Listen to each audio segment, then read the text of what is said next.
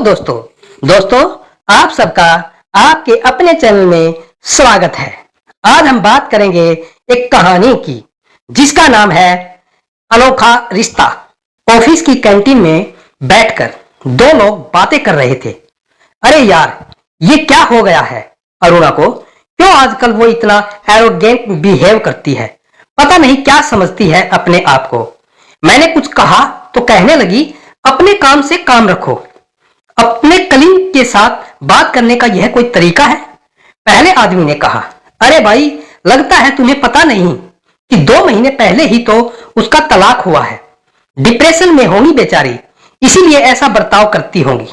दूसरे आदमी ने कहा, बेचारी और वो? बेचारा तो उसका पति होगा। अच्छा हुआ जो उससे अलग हो गया। पहले आदमी ने अपनी भड़ास निकालते हुए कहा। इन कड़वी बातों को सुनने वाले यह 2 आदमी ही नहीं थे। उनसे कुछ ही दूर दूसरी कुर्सी पर बैठी खुद अरुणा भी इनकी नीम सी कड़वी बातों को सुन पा रही थी। अरुणा हर दिन अपने अतीत को भुलाने की कोशिश करती रहती थी, लेकिन उसके आसपास रहने वाले लोग इस तरह की बातों से उसे हमेशा अतीत में धकेल देते थे। कारण चाहे जो भी हो, अरुणा ने अपने पति से अलग होने में ही अपनी और उसकी पति की भलाई समझी थी।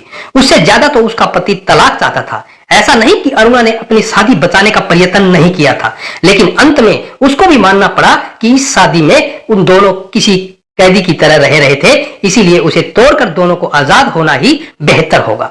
रिश्ता चाहे अच्छा टूटे या बुरा, दर्द तो होता ही है और इसी दर्द से अरुणा गुजर रही थी। इसीलिए स्वाभाविक है कि उसके व्यवहार में थोड़ा बदलाव तो होना ही था। लेकिन हर किसी को यह खुशनसीबी नहीं मिलती कि उसके आसपास के लोग उसको अच्छे से समझ पाए।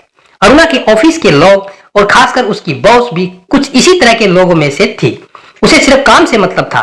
किसी भी एम्प्लॉय के पर्सनल लाइफ से वो हमेशा दूर ही रहती थी। खराब मन और समय के चलते अरुणा उस तरह से परफॉर्म नहीं कर पा रही थी जैसे वह पहले करती थी, और इससे उसकी बॉस काफी नाराज थी। उसी नाराजगी को दर्शाने के लिए बॉस ने उसे अपने ऑफिस में बुलाया था। बॉस उसे दिखा रही थी कि कैसे उसके परफॉर्मेंस का ग्राफ पिछले 2 महीने के दौरान 40% से गिर गया है। बीच में ही अरुणा के मोबाइल पर मां का फोन आता है। बॉस के ऑफिस में होने के कारण अरुणा उसे साइलेंट पर कर देती है और फोन उठाती नहीं है। अरुणा देख पाती है कि इस मोबाइल की वजह से बॉस का मूड खराब हो रहा था। अरुणा ने उनसे अपनी तकलीफ बतानी चाहिए। मैडम, मेरे जिंदगी में कुछ। बॉस बीच में ही बोल पड़ी, हाँ, मुझे पता है तुम्हारा तलाक हुआ है, लेकिन तुम भी अच्छी तरह से जानती हो मुझे यह बिल्कुल पसंद नहीं कि कोई अपनी पर्सनल लाइफ को प्रोफेशनल लाइफ में लेकर आए।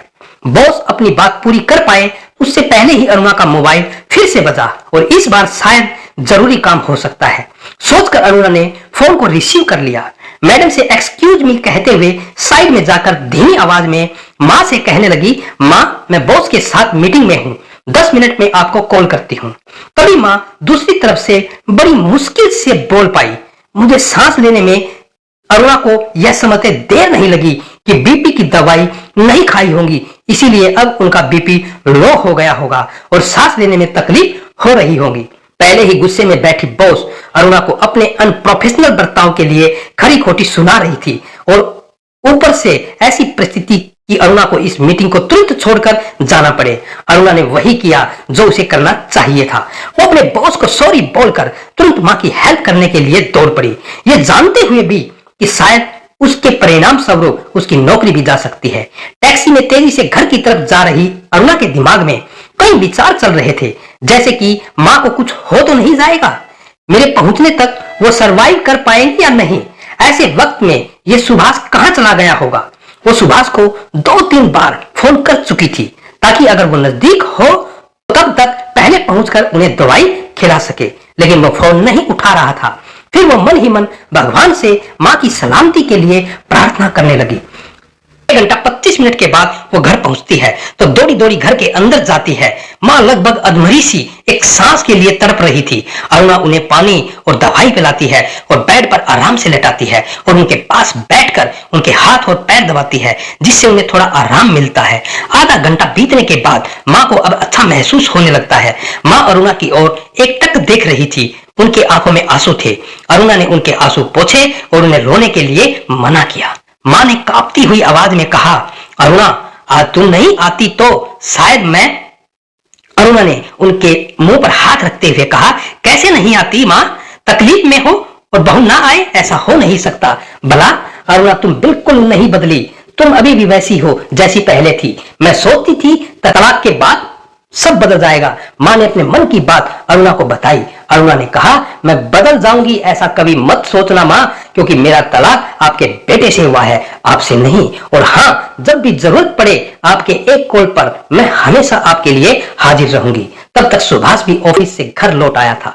मां को बेड पर और साथ में अरुणा को देख सुभाष जल्दी से दौड़कर उनके पास आया। मां को क्या हुआ इसके बारे में पूछने लगा। अरुणा ने सारी बात सुभाष को बताई और मां को खाना खिलाकर दवाई देने के लिए कहकर जाने लगी। सुभाष ने अरुणा से कहा, शुक्रिया, तुमने मां के लिए इतना कुछ किया। अरुणा जाते जाते सुभाष से कह गई, कुछ रिश्तों के नाम नहीं होते, लेकिन कुछ रिश्ते दिल से भी निभाए जाते हैं।